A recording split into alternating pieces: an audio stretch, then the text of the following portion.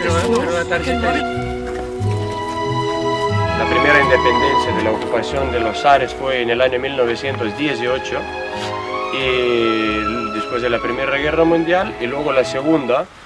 La movida ya empezó después de la caída de Berlín, del muro de Berlín, en el 89, incluso en esa temporada del 45 y el 85 fue donde, por ejemplo, la ocupación soviética nos quiso quitar la religión, mezclar la raza, un poco mezclar la cultura lituana. 13 de enero, la noche del 13 de enero fue una noche de que la mayor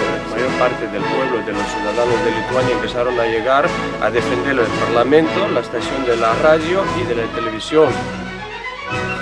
Entonces, como digo, somos el único país, digamos, Lituania, que para el año 91, cuando se independizaron Lituania, luego Letonia y Estonia, unos meses después, en verano, entonces Lituania es el único país que tuvo muertos